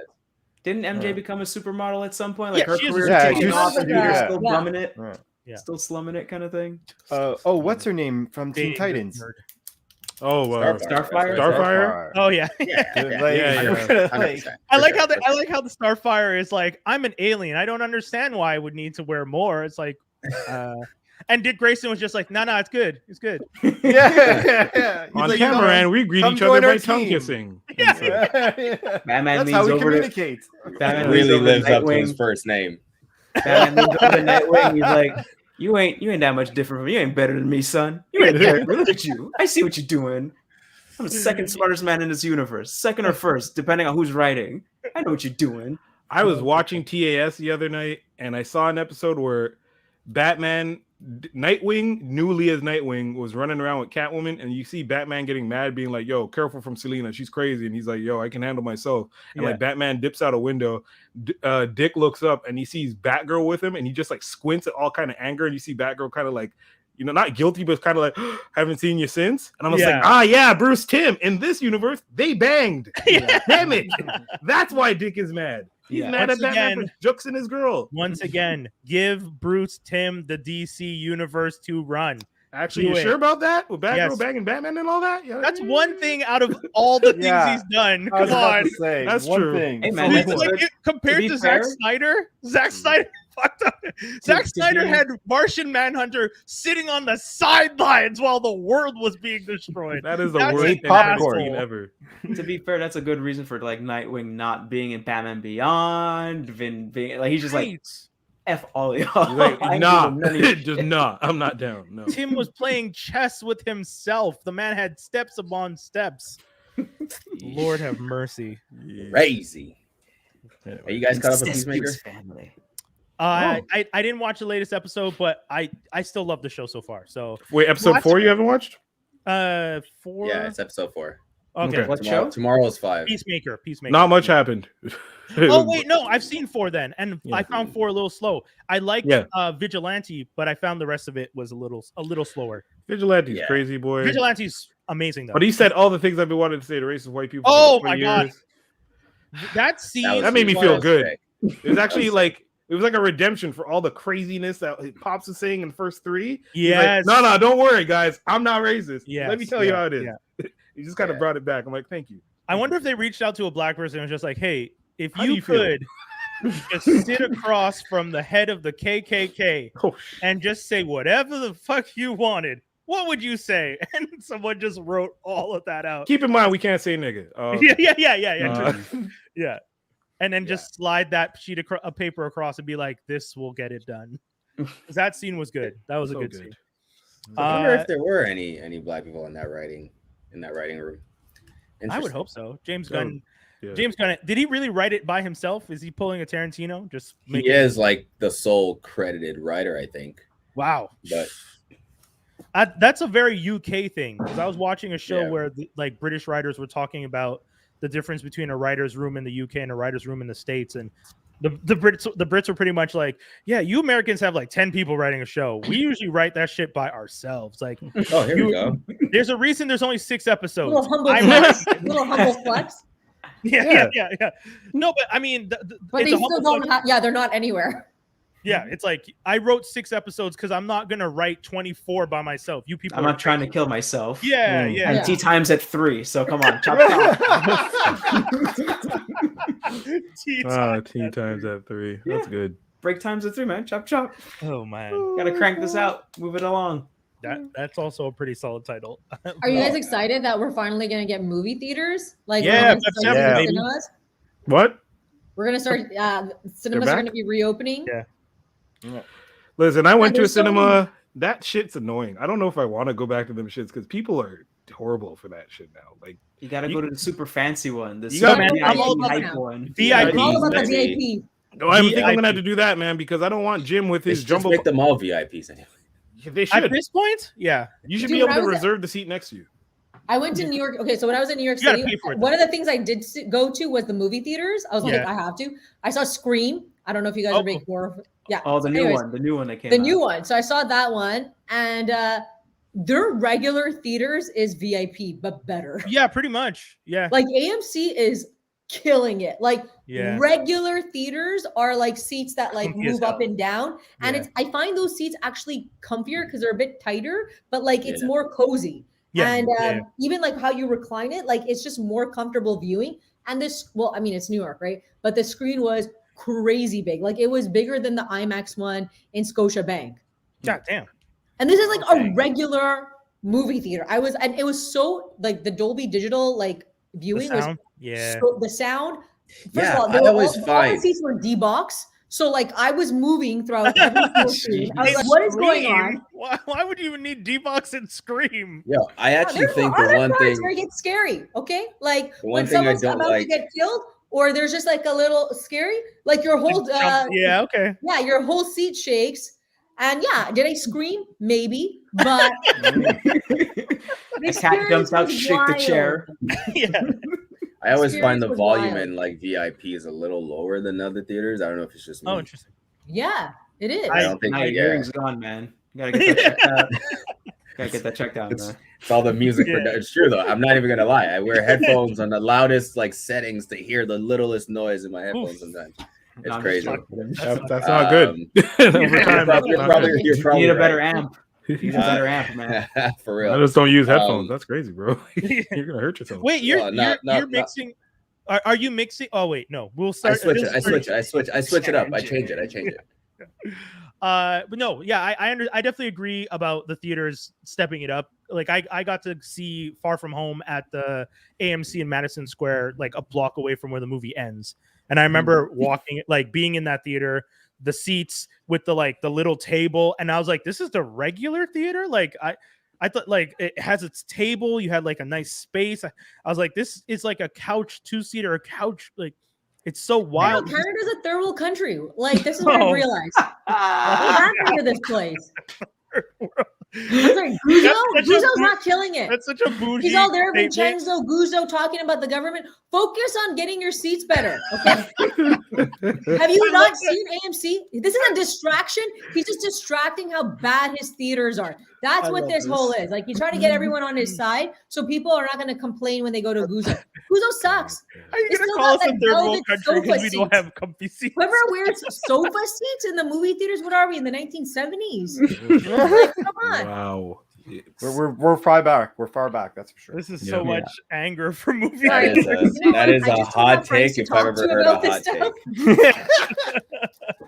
take. What other movie? Okay, so you saw Scream. I haven't seen any movies recently. I saw Kings of Napa, one of those the shows on OWN, Oprah Winfrey Network, which I would have never watched, but I was just like, the girl Ebony Noel from Law and Order, Ebony Noel from FBI, who ended up getting killed off the show, was now the star of a new show. So I was just like, she's a solid actress. If ever I was going to put in my vote for who could potentially play Storm, Ebony Noel, just saying it. She's a solid actress. She has the look. She has the vibe. I think she could do it. So that's one of the reasons I kind of like following her career, and that she's the star of this new show, which was pretty cool. What you got to get the OWN network? Oh, I don't own the OWN network. Oh, okay. I was just gonna say like you got okay. No more. Yeah. No more. Someone sent me a VIP link to the show because they know I follow her on IG. That's it. There we go. That's the story. I'm sticking to it. That's a lie. That'll do. That's a bullface lie. That's a lie. It might be. Yeah. But yeah. But wait, did we finish talking about Peacemaker? No, but I should add the guy. I actually looked up the writers list, and for some reason, it's crediting James Gunn, John Cena, and the guy who plays Myrn as a writer. So technically, he is a black guy who wrote those scenes. Maybe I don't know how they've written that shit. Yeah. Okay, because that's like Orlando when you watched American Gods. You're like, they didn't have a white writer write this stuff. And then you find out Orlando wrote all that stuff and wrote for all the other black characters too. And you're like, oh well, this makes sense. And then they fired him. Which was disrespectful. Damn. And then the show got canceled. Yeah. Shocking how they had to cancel that show. What else have you guys been up to lately? I got to hear the new Billy Talent album, which was kind of. They're still making music. Sound like you sound so far away, dude. Yeah. Oh. Hello. So, yeah. Go ahead. The new Billy what? The new Billy Talent album, Crisis of Faith. So I've been a big fan of them for like a really, really long time. And what's interesting, like how I'll describe the album quickly, they break the rules in their own matrix, but still make it work. Because they've always had a certain way of like, I don't want to say like, it's not to say like you can't evolve or anything like that, but like every album so far to date has been like a specific purpose. And like, there's also had a certain like construct to the album, like so many songs, certain like intros, certain outros, and like for example, like every album has like one song that's like the black sheep song of the album. Yeah, it's like it's a song that it's the band and whatnot, but it's just like it's not that it doesn't fit because you did put it in the album, but it's just like it's off. Track 13 on the old Eminem albums. Yeah, exactly. So every single early so Eminem, much. Every single Eminem album, early one, track 13 was always shit. Random, and I was like, "What, dude? Why do you always? Is it because it's a bad luck number? You're just like, let me put the shittiest song here." I know what you're talking about, man. Time. Oh man, let me look that up. And one thing about the construct of their albums, it's always been very direct. Here's just a message of something that like this is the message, but never like a solution or never glimmer of like hope or whatever. And I would say this album is exactly that. It's like I would call it like the hope album in the sense that they didn't. Someone would maybe say like this was a poppy album. I don't think it's a poppy album because they're known for being more grungy. It's just that their version of like, I don't want to say a happy song, but like a song that does eventually twist more of like, we can get out of this and be positive from it. Sure. Sounds a little bit naturally poppy, but overall it's like a very interesting album. And at the same time, it's an album that is like, every other song has like clearly we were missing this from our repertoire. And something we liked when we were kids or like influenced, and now we could bring that to our shows. It's very interesting. Kudos to them. May they be able to perform this album live in the near future. I'm surprised this album isn't named after them, like Billy Talent, like 50 or something like that. Like all their older albums. They went up to 3, and then since 3, they've been naming the albums. Okay, cool. Skinny, hit me. What? Listen, Okay, not only is listen. Okay, so I was thinking track 13 has to be "Come On Everybody" because I hate that song. Track 13, "Come On Everybody," featuring Dina Ray. Then you go to Marshall Mathers LP. Track 13 is "Drug Ballad" featuring Dina Ray. It's Dina fucking Ray. Right? Dina Ray. I'm fucking up track 13. Right? Track 13 on Eminem's first 2 albums, I featuring think Dina Ray, both doo-doo songs. Doo-doo. Okay, I was gonna say, but I'm pretty sure track 13 on a couple albums has been like Superman. I think was track 13 on that album. Oh, okay. Yeah. After that, let me go. Eminem song. That wasn't a bad song.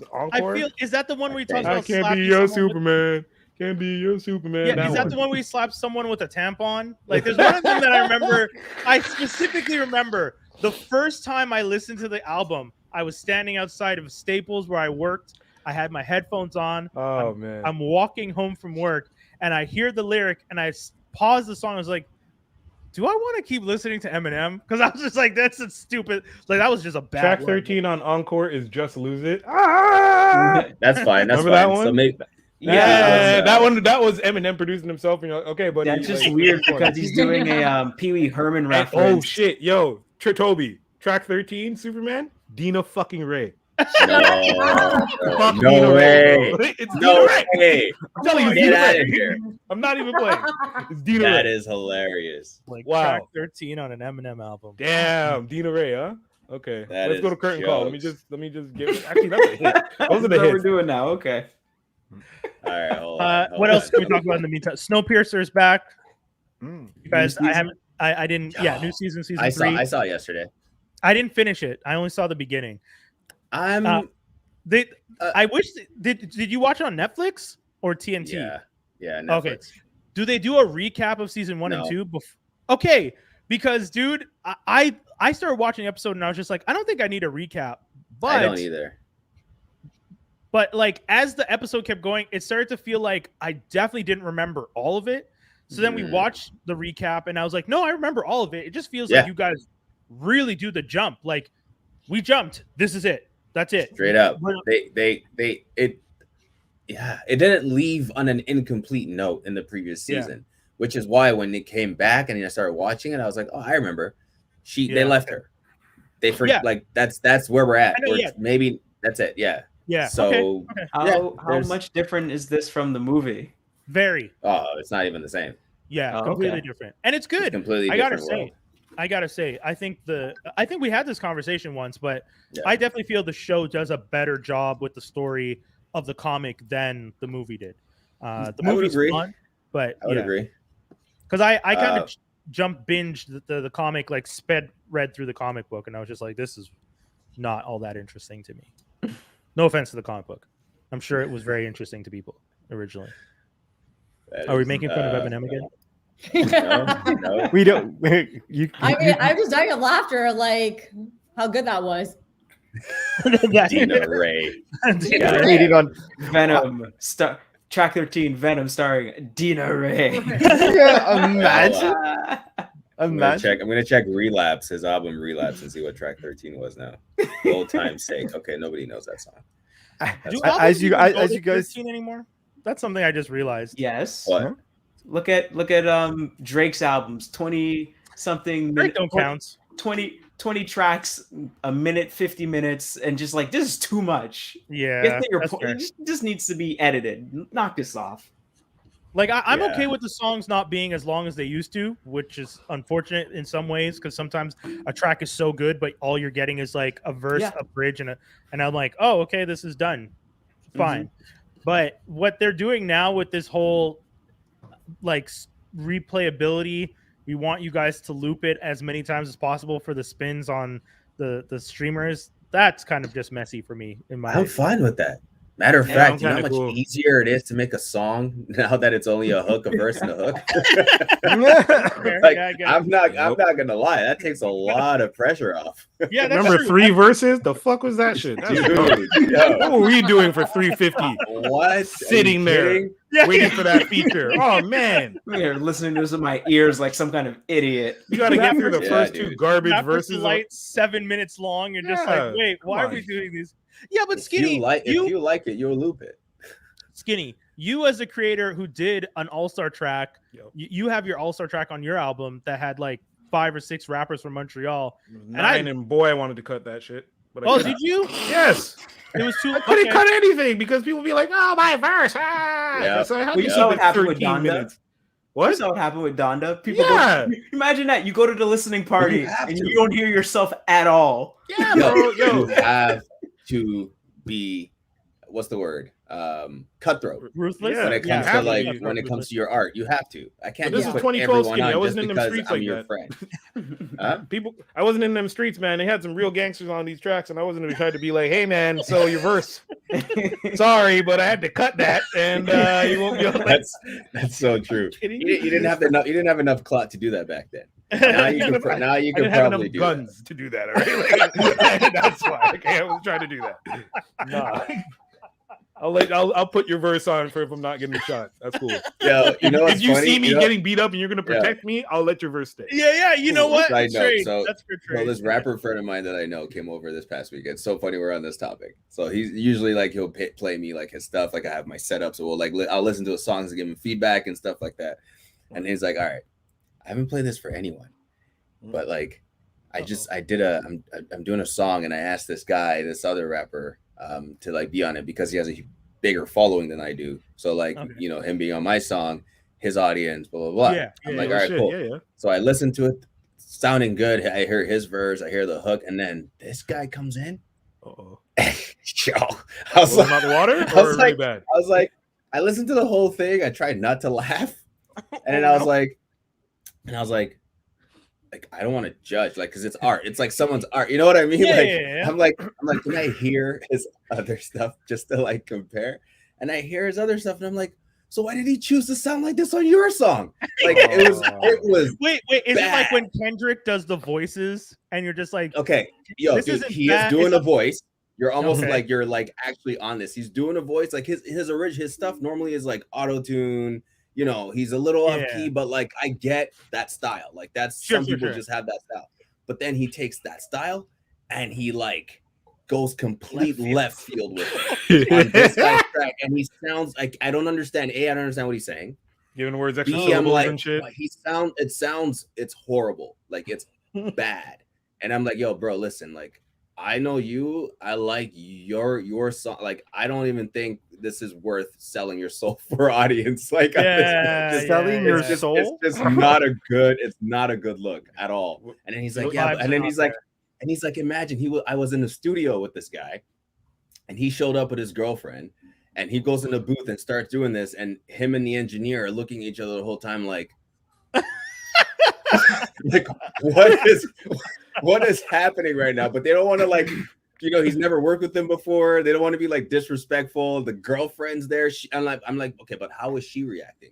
He's like, she was chill. She wasn't saying anything. I was like, I would have left. I don't know if I would have been able to just stay there listening. This makes me think of like Toast of London, the show where every time he goes in to read stuff because the character like reads audiobooks and they're like talking to him and like looking at each other like, oh god, he just did this poorly, or just the whole trying body to figure language. out like just like like what do you do? Like what do you but say? I'm like, so that's the question. I'm like, at what point do you just tell somebody like, yo, you want to like redo that?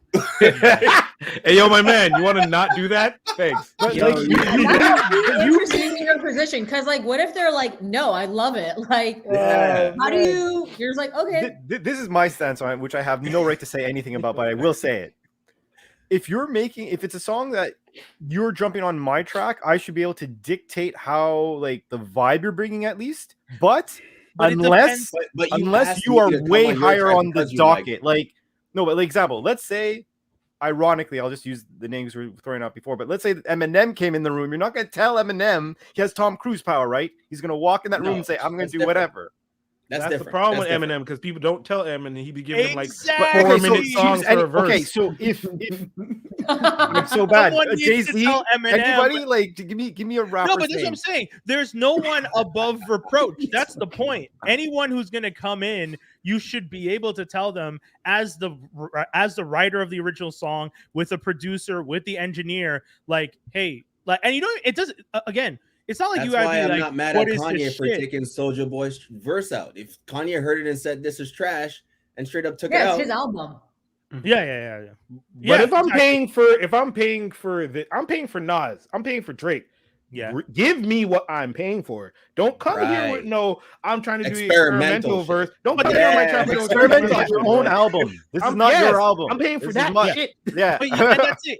I'm paying for your I name. feel like Bring there it. is a diplomatic way to say it to the person, be like, "Hey, I respect this. This is tight. It's just, would you be able to do?" I was thinking more something. It starts with "Ayo, my man," and Yeah, then you just "Ayo, my keep man." taking it. Nah. Ayo, At my the man. same From time, there. a character like Kanye, I feel like it doesn't matter what artist is coming in, he's gonna be very blunt and say what he wants. Yeah. Yeah, And but I you think as an artist But it doesn't going into sound a like he Kanye did that. album, you should already know that that's what you're gonna get. Yeah. Like it's his Yes. own creative vision.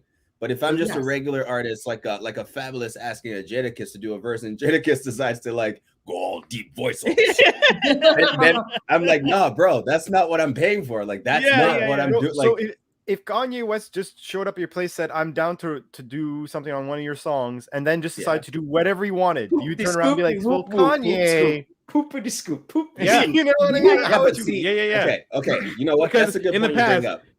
Let me bring this quick before you do it. Yeah. In the past, too many times where you've paid for verses, you get Joe Phonadin, who literally goes in at like 11:45, studio closes at midnight. He's trying to do your verse, and he's sending you 8 bars, and you paid for 16. Like too many times have we gotten that shit. I've gotten that shit on track. Right. Haven't paid for the verse, but I'm just like, oh man, I got Smoke Dizza on the track, and it's the worst Smoke Dizza verse I've ever heard. So it's And you're like, is this worth even putting out? Like, go Yeah. for there's no Toby. Yeah. point. But if it's like a Kanye and he does that, I'll put it out anyway, just because. Yeah. For me, and That's the thing. Run it up. the Yeah, negative for sure. publicity on that But is better for is me. this guy is the guy that I agree. that did the track? Is he that popular? Like, you know, relative That's to the what I'm person saying. that had the track, Exactly. does he have a Exactly. big enough clout or follower base that this would be good exposure for this friend of yours? Because It's that's the where difference between like, and I'm just throwing numbers out there. It's the difference between like I have like 2,000 followers and he's got 10,000. Not no. worth it. no, if I you're- would not I would worth say it. it's not worth it. What I would if do, you're I both would. Saiyans, but one's a Super Saiyan, then you let the Super Saiyan do what they This guy want. with the Dragon Ball Both reference. Saiyans, and Yeah. fuck Hey, you know off. I would. I'm I not would- mad at it. I'll I'm letting allow you it. mad because I'll it's a allow nerd it. podcast. Good on you for bringing that through. Good I job. respect Good it. job. I would have just previewed the shit on TikTok where you know how they're like, oh, yo, featuring this person and only play my verse. And you just keep running that preview on TikTok. So people are like, oh, yeah. And you're like, go get the track on Spotify and just keep running my By the verse. time the track comes out, that's fair. Yeah. Don't even. That's smart. That's That's true. smart. It's like that. What was Because- that Toronto guy who Oh, did you a know- song with Drake and everybody was so mad at his like, I think his what's his so- name? Toby, you know what Yeah. actually is also good? Because the Spotify counts a spin as the first 30 seconds. Just let your mans know to put his verse at the top. Preview. Yeah. Interesting. Put his Interesting. verse at the top. Let Homeboy come in second. By the time people who want to listen to it for his verse get to his verse, they've already listened to a minute of the song. He still gets the spin, even if they don't like the Man. verse. I wish I could play for you. I wish I could play for No, you No, guys no, right it's now. okay. I don't want to burn any bridges. If we That stay was to the industry end, I cheating. think I have it in my email. I could play for I'll be here. I'll be here. I'm down to laugh. So That the was rest of us are going to industry I'm say, down to laugh. With for Brian those of Doc you- Holiday. the rest of us are going to say, but for those of you watching, we unfortunately won't be able to play for you because we're coming to the end of the show. Oh, look at the timing, huh? Yeah, we had 2 pieces of news here. Nothing too major. I guess I should still play the theme because you guys love to hear it and we love to play it. I want to spin around. Geek news and rumors. To end off the show this week, DC to kill off the Justice League in issue 75 as a nod to when they killed off Superman in his issue 75. And from Why? what I understand, only one member of the Justice League is going to survive. So Batman. They ain't Well, killing Batman. it has, to again. be, it has to be someone who can get back to Earth on their own because it's going to be in Batman. dark, deep space. So Batman. I just love it. Why do they keep supposedly killing the the battle- Justice League? the battle is going to take place in like against a dark army somewhere far from Earth, and wherever it happens, most of the team dies except for one person, and that one person is getting Black back Adam. to Earth. Black Adam, I was about to say. Black Adam. Yeah, I think it's Black Adam too. To It's be gonna be a honest, setup for this whole With help damn from Batman. stupid. DCU shit. I agree it should be Batman because Batman almost always has a contingency plan. But again, to Toby and Dave's point, Black Adam being rebranded is to me more likely what they're trying to focus on. Yeah. It's not Batman because he's not a part of the team. Oh, also Batman's not part of the team, right? One of the he's just not up. He's not there with them for whatever reason. Yeah. So that's how they. One of the leaked covers is the funeral, and in the leaked cover, Black Adam is there, and I was just like, "Isn't Black Adam on the team? Aren't you guys telling us who survives?" But anyways, so I don't know. Yeah. I guess we're gonna find out more. The other why did they do this? I don't understand. To tie in with the video game, where you're the Suicide Squad that has to kill the Justice League because they were taken over by Brainiac or something, or Starro or whoever. That is not the craziest idea. He's not. We're in a world where the best show they have going on right now, outside of about a villain, Superman and Lois. Oh yeah, that too. Well, what were you gonna say? Oh, Peacemaker. Yeah, but he's right. Yeah. You're both right. Those are like the two most popular DC shows right now. One of them is about a psychopathic villain who's the son of a KKK member. The other one is a weird futuristic / Smallville Part 2. Yeah. Did anyone watch Naomi? Actually, I guess I should have brought that up. No, I watched it. It's not bad. It's not bad, but it's more CW. So if you're used to CW and you understand CW, but hey, if we're lucky, fingers crossed, guys. I've never wished for a network to fall as much as this one, but CW. I really hope Doom Patrol's also good. That's fair, Devin. CW, I hope that someone does buy you and that the WB and CBS pull all their shows and that something else is made. And that all the CW now stands for a crack horse. Oh, snap. Wow, you just... oh, shit. Boy. But I essentially, I'm just wishing that all the HBO and WB stuff goes to HBO and we stop seeing CW. There's no saving DC. Wow. Yeah, they're all yeah, just do it at this point. Secret Invasions and What If may not drop on Disney Plus in 2022 via Marvel Japan. The Marvel Japan image that came out that had the roster for all the content that's coming out in 2022 did not include those two shows, even though at least one of them is already in production. People have seen pictures of Nick Fury's Secret Invasion being filmed, so people are trying to figure out why it would not end up, but I'm not really sure. Because it's only coming out in 23. Because you want to know why, Brian? Because people complained about having to have too much content in a year, and now you're getting it spread out. Yeah, but they're still releasing. They still have Miss Marvel, She-Hulk, Moon Knight, Love and Thunder. Like you still have 5 projects. Fine if one of them gets not enough, Brian. I'm cool. I'm cool with how it is. You don't want to get to Star Wars like shit. No, man, listen. When Homeboy can't even save Boba Fett, this is bad. Well, but I was gonna say, did anyone watch the episode today? No, we didn't watch it. No, I didn't watch it. I haven't started it. Let's save it for next week. The best episode was today's episode. Yeah, because it has the main dude that everybody cares about, which is really bad. I don't want to. If we're not going to talk about it, I'm not going to say it. Don't spoil it. I didn't see it. Trust me. You'll see what I'm talking about. I bet it'll come in the convo. Without spoiling it, we know what you're talking about, and that's bad. You don't understand. I have no clue what you're talking of what I'm talking about. That's why it's the degree of what I'm trying to not. But okay, and last piece of news because we do have to go. Mortal Kombat sequel in development, which was bad news, but the writer is the dude from Moon Knight. Yeah, fuck that. Who cares? I don't care. If Moon Knight ends up being good, if there's no tournament, it doesn't matter. If Moon Knight ends up being good, I'm willing to give this dude a chance. That's all I'm saying. Stop making Mortal Kombat Power Rangers. The whole point of Mortal Kombat is the fans actually like this piece of trash. No, I don't think so. From my friends that I know that love it, it was very net except for the scorpion parts. And it barely made its money back. I'm positive of that. The whole point of Mortal Kombat, a movie, is supposed to just be Enter the Dragon. That's all it's supposed to be. Done and done. You're good to go. Yeah. Boom. Tournament on an island. It's made by some evil dude. No, being serious. The black guy dies, and his best friend's like, no, and then the dude that kills his black friend. Simple. Main character has a sibling that's killed on the island. About to ruin his career after one damn TV show. You should probably chill out and rethink that. Maybe you should see the movie. Watch the movie, fool. Don't do it. Why is it a sequel? It should be a reboot already too. Another WB reboot? got money though. They got the money, so that's what they're trying to do. They're trying to throw it around. That's the whole show. That's the whole show. We had a wild one. We had a lot of fun. Miriam, thank you so much for coming through. Yes, thank you guys. Your hilarious rant at the beginning was fun time. Sorry. No, it's I had fun. Place to do it. We're probably going to name this episode Canada's a third world country now. But yeah, guys, that's the whole kit and caboodle. Anything you guys want to tell people, Miriam? Anything you got going on? Actually, if you guys are available at 9:00 Eastern, I am going to be hosting the beta show. So it's a comedy show. So I can get the link. I can post it here. If you guys want to tune in, by all means, we're going to be going up in 45 minutes. So and you guys do it weekly. We do it on a weekly basis. Yeah, exactly. So if this week you can't make it, we do this every single week. You can always find shows at the Unknown Comedy Club in Facebook, and there's always different online shows that we have. And yeah, I mean, it's a pretty fun vibe. So I'm just looking for the link, and I'm gonna post it here, and hopefully you guys can join. And it's free. Who doesn't like free? Free Who 99. doesn't like free?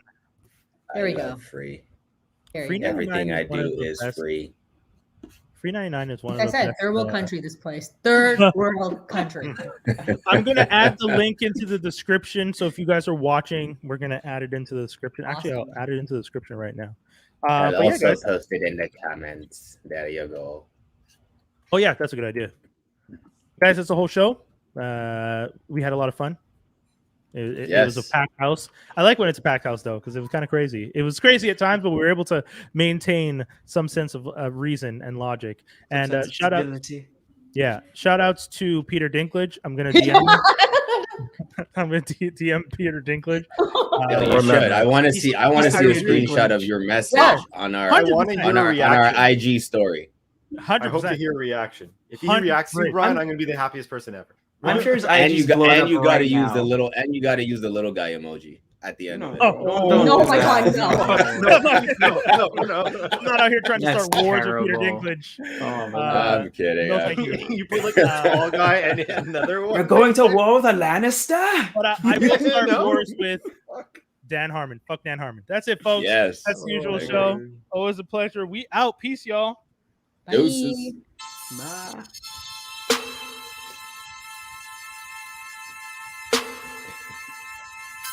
Why are we still here? Why not? Why not?